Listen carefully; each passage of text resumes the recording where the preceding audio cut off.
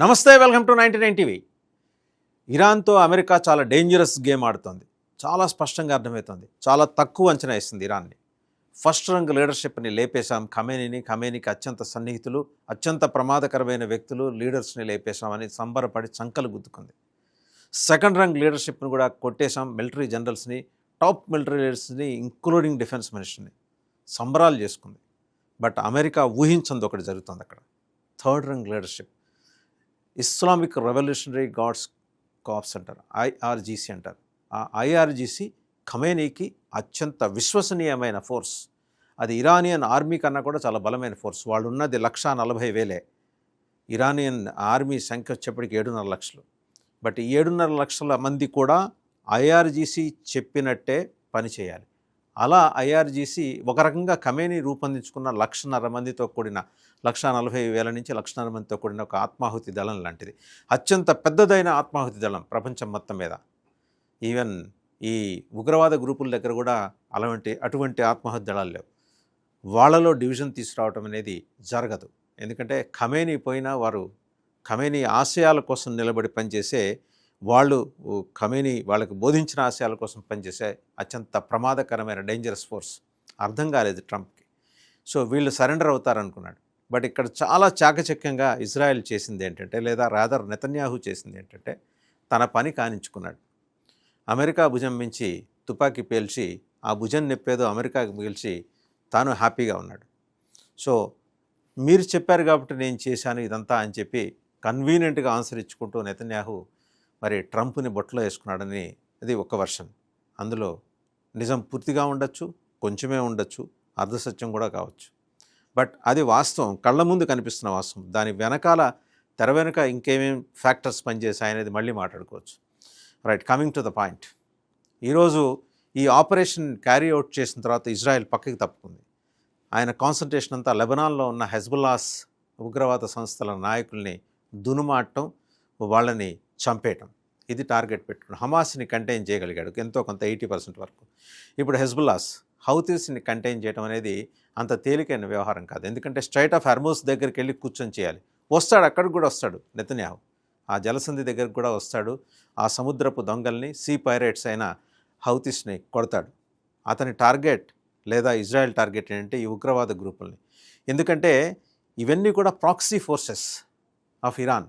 ఈరోజు ఇరాన్ చతికిలపడింది, తాత్కాలికంగా, పూర్తిగా చతికిలపడిందని అనడానికి వీల్లేదు. అయితే ఇరాన్ దగ్గర ఉన్న వేలాది డ్రోన్స్, ఇంకా మనం కానీ చూస్తే మిసైల్స్, అదును చూసి చాలా సెలెక్టెడ్ పాయింట్స్ మీద కొడతా వస్తుంది ఇరాన్. నిన్న చూస్తే రియాద్లో ఉన్న యుఎస్ ఎంబసీని, ఈరోజు సౌదీ ఎంబసీని కొట్టారు. అండ్ అలాగే commercial establishments, tourist attraction spots ఉన్న ఈ జీసీసీ నేషన్స్లో, గల్ఫ్ కోఆపరేటివ్ కౌన్సిల్ నేషన్స్లో ఉన్న టూరిస్ట్ స్పాట్స్ని కొడుతున్నారు. Kuwait, Saudi, UAE, Qatar. ఒక్కసారి ఇమాజిన్ చేస్తే కేవలం ఇరాన్ కొడుతున్నది యుఎస్ బేస్ల్ని కాదు, ఈ జీసీసీ నేషన్స్లో ఉన్న కమర్షియల్ ఎస్టాబ్లిష్మెంట్స్ని, టూరిస్ట్ని ఆకర్షించే విలాసవంతమైన మాల్స్ని, లేకపోతే ఇంకా ఇతరత్ర విలాసవంతమైన వ్యవస్థల్ని కొడుతున్నారు. అంటే ఎకానమీని కొడుతున్నారు. అండ్ అలాగే ఉప్పు నీటిని మంచినీటిగా కన్వర్ట్ చేసే ప్లాంట్స్ ఉన్నాయి. దాదాపు 70% డ్రింకింగ్ వాటర్ అక్కడి నుంచే వస్తుంది. ఆ ప్లాంట్స్ని కొడుతున్నారు. వాటికి ఉన్న పవర్ సప్లైని ఆపించే ప్రయత్నం చేస్తారు. వాటి మీద మిసైల్స్తో దాడి చేస్తున్నారు. ఇంత విధ్వంసం ఇరాన్ అనే ఒక్క దేశం చుట్టుముట్టి ఉన్న 7-8 ఇస్లామిక్ నేషన్స్లో చేస్తోంది అంటే అర్థం చేసుకోవచ్చు. ఆ వ్యవస్థలన్నీ ఒక్కసారిగా కుప్పకూలిపోతే వాళ్ళ ఎకానమీ పడిపోతుంది. ఎందుకంటే వీటిలో దుబాయ్ కావచ్చు, లేకపోతే ఇంకా ఇతరత్ర సౌదీ, యుఏఈ, వీటన్నిటిలో చూసినా టూరిస్ట్ అట్రాక్షన్సే, వాళ్ళ ద్వారా వచ్చే ఆదాయమే ఎక్కువ.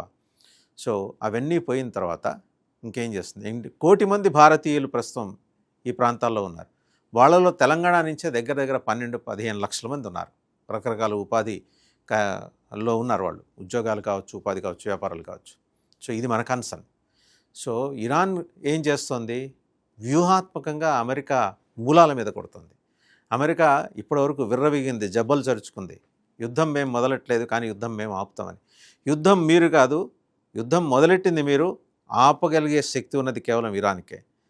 మీరు అనొచ్చు, అమెరికా అనొచ్చు, వాళ్ళ దగ్గర ఉన్న ఆయుధాలు ఎప్పటి వరకు ఉంటాయని. వస్తే 10 రోజులని.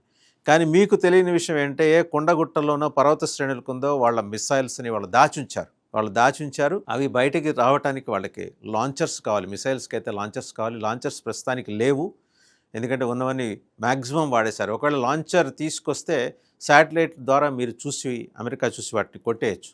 బట్ స్టిల్ వాళ్ళ దగ్గర ఉన్న విల్ పవర్ ముందు అమెరికన్ గ్రౌండ్ ఫోర్స్ అక్కడెక్కడ కనిపించట్లేదు. గ్రౌండ్ ఫోర్స్ దిగినా సరే అక్కడున్న స్థానిక వాతావరణ పరిస్థితులకు అనుగుణంగా మరి ఆ గ్రౌండ్ ఫోర్స్ పనిచేయకపోవచ్చు. ఇప్పటికే అమెరికా సైనికులు 3 చనిపోవటం మీద అమెరికా సమాజం మళ్ళీ గగ్గోలు పెడుతోంది. ఎందుకంటే వాళ్ళు ప్రాణాలకు ఇచ్చే విలువ అలాంటిది. ఇప్పుడు ఒక మనిషి చనిపోతే, ఒక ఆర్మీ పర్సనల్ చనిపోతే 10 మంది వస్తారు తీసుకెళ్ళడానికి అమెరికా నుంచి. వాళ్ళ ఫోర్స్ వస్తుంది, అంత విలువైన.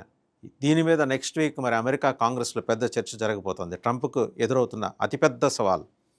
సో గల్ఫ్ నేషన్స్ని కనుక మనం చూస్తే ఇక్కడ మనకు అర్థమయ్యే విషయం ఏంటంటే, గల్ఫ్ నేషన్స్ని మనం చూస్తే అక్కడ ఇంకొక 4 వారాలకు సరిపడా మంచినీటి సౌకర్యం, తర్వాత మంచినీళ్ళు ఉండవు. ఆయిల్ బయటకు పంపించి అమ్ముకోవడానికి స్ట్రైట్ ఆఫ్ హార్మూజ్ మూసేశారు. ఆయిల్ అమ్ముకుంటే వచ్చే డబ్బులకే అవకాశం లేని పరిస్థితి. 1100 oil tankers straight of Hormuz దగ్గర స్టాండర్డ్ అయిపోయినాయి. ఎందుకంటే ఇరాన్ మొత్తం వాటి నావిగేషన్ వ్యవస్థల మీద ఇరాన్ టెక్నాలజికల్ కంట్రోల్ తీసుకుంది, గజిబిజి చేసి పారేసింది. అవన్నీ అక్కడ ఆగిపోయి ఉన్నాయి. ఎటు నుంచి ఎటు వెళ్ళాలో తెలియని ఒక సిగ్నలింగ్ వ్యవస్థ, కన్ఫ్యూజన్ క్రియేట్ చేసే సిగ్నలింగ్ వ్యవస్థని అలా వదిలిపారేసింది ఇరాన్. సో అవి అక్కడ స్టాండర్డ్ అయినాయి. ఇప్పటిదాకా బ్యారెల్ క్రూడ్ ఆయిల్ ధర ఎంత ఉంది అంటే $68 నుంచి $78 దాకా వెళ్ళింది ఈ సమయానికి. రేపటికి $85 దాకా వెళ్ళొచ్చు, $100 కూడా కావచ్చు ఈ 2 రోజుల్లో. అండ్ వాళ్ళకి మంచినీళ్ళు కొరత ఒక 4 వారాల తర్వాత మొదలైతే, మనకి అంటే ఆయిల్ డిపెండెన్సీ ఉన్న నేషన్స్ అయిన చైనాకి కానీ భారత్కి కానీ ఆయిల్ కొరత 4 వారాల తర్వాత మొదలవుతుంది. సో వాళ్ళకి ఉన్న మంచినీళ్ళు 4 వారాలు వస్తే, మనకి పెట్రోల్ లేదా డీజిల్, క్రూడ్ ఆయిల్ వస్తే కానీ అవన్నీ రిఫైన్ అయిన తర్వాత వచ్చే ఫైనల్ ప్రోడక్ట్స్ ఒక 1 నెల రోజులే, 25 రోజులు అంటున్నారు, పోనీ 3 వారాలే అనుకుంటే. సో ఆ తర్వాత రేషన్ విధానం, అక్కడ వాళ్ళు మంచినీళ్ళు కొనుక్కొని తాగాలి, ఇక్కడ మనం పెట్రోల్ కోసం లైన్లో బారులు తీరాలి బంక్స్ దగ్గర. సో ఇది వాస్తవ చిత్రణ. ఇక్కడ యుద్ధంలో ఇరాన్ ఓడిపోయింది, వాళ్ళ టాప్ కమాండర్స్ని మేము కూల్చేశామని చెప్పి విర్రవీగుతున్న అమెరికాకి ఇరాన్ విసురుతున్న సవాల్ మామూలుది కాదు. బిత్తరపోయింది అమెరికన్ సమాజం. ట్రంప్ జబ్బలు జరుచుకున్నాడు. వాళ్ళ ఫారిన్ సెక్రటరీ, వాళ్ళ డిఫెన్స్ సెక్రటరీ కూడా గొప్పలు చెప్పుకున్నారు. మా ముందు తలంచాల్సిందే ఎంతటి వాళ్ళైనా. పరాయి దేశంలో ప్రజాస్వామ్య పునరుద్ధరణ కోసం తప్పించిపోతున్న ట్రంప్ సైన్యానికి ఇరాన్ చావు దెబ్బ కొట్టింది, ట్రంప్ సైన్యాన్ని. ఇది తెలుసుకోవాలి. దట్ డజంట్ మీన్ ఇరాన్లో జరుగుతున్నదంతా మంచే, జరిగిందంతా మంచే అని చెప్పడం ఇక్కడ నా ఉద్దేశం కాదు. ఇరాన్లో అరాచకాలు జరిగినాయి. ఖచ్చితంగా 50% of the population they are against this religious fundamentalistic rule. ప్రజాస్వామ్యం కావాలని వాళ్ళు కోరుకుంటున్నారు. బట్ వాళ్ళ దేశంలో ప్రజాస్వామ్యాన్ని వాళ్ళు పునరుద్ధరించుకుంటారు. అది వాళ్ళ స్వేచ్ఛకు సంబంధించిన సమయం. మీరు కండువా భుజాన్ని వేసుకొని ఒక కుర్చీ లాక్కొని సింహాసనం మీద కూర్చొని మీరు ప్రజాస్వామ్యం పునరుద్ధరించక్కర్లా. వాళ్ళకి తెలుసు, మీది 250 సంవత్సరాల నాగరిక సమాజం అయితే వాళ్ళకి 5000 సంవత్సరాల నాగరికత ఉంది. మీకన్నా ముందే వాళ్ళకి సంస్కృతి తెలుసు, సంప్రదాయం తెలుసు, నాగరికత తెలుసు. అమెరికన్ సమాజం కన్నా ముందే, ప్రత్యేకించి ట్రంప్ కన్నా ముందే వాళ్ళకి తెలుసు. కొన్ని ప్రత్యేక పరిస్థితుల వల్ల షా రూల్లో వాళ్ళు అనుభవించిన నరకం వల్ల అనివార్యంగా ఖొమైనీని వాళ్ళు అనుమతించాల్సి వచ్చింది రూల్ చేయడానికి. ఖొమైనీ తర్వాత ఖమేనీ వీళ్ళ నెత్తినెక్కి డ్యాన్స్ కట్టి ఉండొచ్చు. అరాచకాల కారణంగా 36,000 మంది హతమై ఉండొచ్చు. కానీ ప్రజాస్వామ్యాన్ని పునరుద్ధరించుకోవడం అనేది వాళ్ళ సమస్య, అమెరికా సమస్య కాదు. అది వాళ్ళ బాధ్యత, అమెరికా బాధ్యత కాదు. సో ఎవడు పెట్రోల్ ఎంత అమ్మాలి, ఎక్కడ అమ్మాలి, ఏ రేటుకి అమ్మాలని నిర్ణయించే మీరు ఆయుధ వ్యాపారులైన మీరు ఇవాళ ఇరాన్లో ప్రజాస్వామ్యాన్ని పునరుద్ధరించడానికి బెంగెట్టుకోకర్లా, వాళ్ళు పునరుద్ధరించుకుంటారు. కళ్ళ ముందు కనబడుతున్న వాస్తవం. మీరు చేసిన చర్య వల్ల ఇరాన్, మీరు గదిలో పెట్టి బంధించాలనుకున్న ఇరాన్ అనే పిల్లి ఇవాళ పులిలా విజృంభించింది. చుట్టుముట్టి ఉన్న నేషన్స్ని మొత్తం అక్కడ ఆ నేషన్స్లో విధ్వంసం సృష్టిస్తుంది. దాని అర్థం ఏంటంటే డైలాగ్కి మీరు రావాలి, ఇరాన్ కాదు. సో వాళ్ళ నుంచి సంకేతాలు అందుతున్నాయని ట్రంప్ అంటున్నారు. వాళ్ళు సంకేతం ఇచ్చారు. ఇవాళ దిగి రావాల్సింది 1 మెట్టు కాదు, 10 మెట్లు దిగి రావాల్సింది అమెరికా. సో ట్రంప్ ఎలాంటి నిర్ణయం తీసుకుంటారో చూడాలి. కారణం ఏంటంటే ఖర్దిష్ రెబల్స్ని దించారు అంతర్యుద్ధం క్రియేట్ చేయడానికి ఇరాన్లో.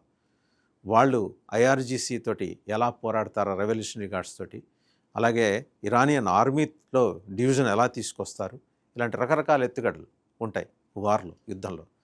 ఆ ఎత్తుగడల్లో ఎవరు నిలిచి గెలుస్తారు చెప్పలేము.